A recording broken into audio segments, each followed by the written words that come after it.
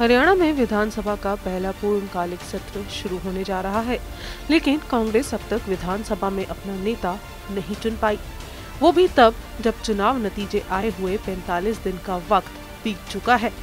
सवाल उठ रहा है कि आखिर एक महीने के बाद भी कांग्रेस इस पद को लेकर फैसला क्यों नहीं कर पाई है।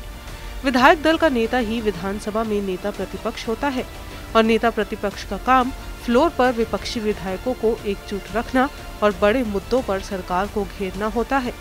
नेता प्रतिपक्ष को लेकर फैसला ना कर पाने की एक बड़ी वजह हार से भी नहीं उबर पाना है।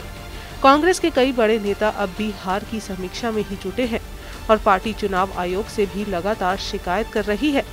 पार्टी का मानना है कि कई बूथों पर वोटिंग और ईवीएम की वजह से उनके उम्मीदवार हार गए। कांग्रेस ने हरियाणा में हार की समीक्षा के लिए छत्तीसगढ़ के पूर्व सीएम भूपेश बघेल और राजस्थान कांग्रेस के नेता हरीश चौधरी के नेतृत्व में एक कमेटी का गठन किया है। इस कमेटी को कहा गया था कि उन सभी पहलुओं की समीक्षा की जाए जिससे पार्टी को हार का सामना करना पड़ा है। हार के लिए जिम्मेदार नेताओं की पहचान करने की जिम्मेदारी भी कमेटी को सौंपी गई थी।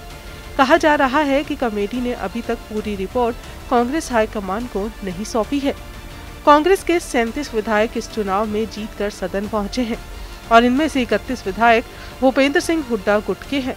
हुड्डा गुट की कोशिश अपने किसी करीबी को नेता प्रतिपक्ष बनाने की है और इसके लिए गुट की तरफ से कई नाम की सिफारिश भी कांग्रेस हाईकमान को की गई है।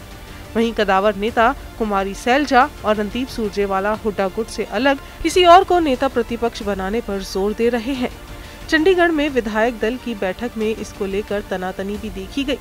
हालांकि फाइनल फैसला हाईकमान पर छोड़ा गया।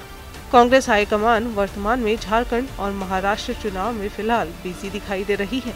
हरियाणा में कांग्रेस जाट और दलित समीकरण के सहारे आगे बढ़ती रही है और 2024 के चुनाव से पहले दलित समुदाय के चौधरी उदय भान को प्रदेश अध्यक्ष की कुर्सी भी सौंपी गई थी, तो जाट समुदाय के भूपेंद्र सिंह हुड्डा को नेता प्रतिपक्ष की। जाट समुदाय का वोट एक तरफा इस बार कांग्रेस को ही मिला है और वहीं लोकसभा चुनाव की तुलना में इस बार दलित वोट बैंक में सेंधमारी हुई है। हरियाणा में दलित और जाटों की आबादी करीब 40% मानी गई है। ऐसे में कहा जा रहा है कि कांग्रेस फिर इस समीकरण को साधने का काम करने वाली है। पिछली बार दलित समुदाय के उदय भान के पास प्रदेश अध्यक्ष की कुर्सी थी। उदय भान होडल के विधायकी नहीं जीत पाए थे। ऐसे में उनकी कुर्सी भी अब खतरे में आ गई है। ऐसे कयास लगाए जा रहे हैं कि विधायक दल का नेता ना चुने जाने का एक मुख्य कारण प्रदेश अध्यक्ष पर फैसला होना भी है। इन 3 वजहों के अलावा कांग्रेस हाईकमान भी नेता प्रतिपक्ष को चुनने को लेकर काफी कंफ्यूज दिखाई दे रही है। अगर किसी भी गुट की बड़ी जिम्मेदारी मिलती है और उन पर कांग्रेस के उम्मीदवारों को हराने का आरोप लगता है तो इससे पार्टी की किरकिरी हो सकती है। इसलिए कांग्रेस इस मामले में सारे एंगल जांचने के बाद ही सही फैसला करना चाहती है। आपको बताएं कि लोकसभा चुनावों में 44 सीटों पर बढ़त बनाने वाली कांग्रेस इस बार हुए विधानसभा चुनाव में 37 सीटों पर ही सिमट कर रह गई। कांग्रेस की हार की बड़ी वजह आपसी गुटबाजी सामने आई।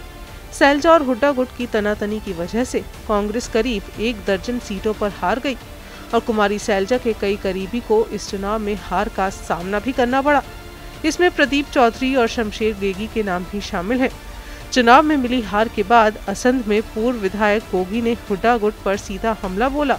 इधर सैलजा के गांव और विधानसभा क्षेत्र में भी कांग्रेस को हार का सामना करना पड़ा था।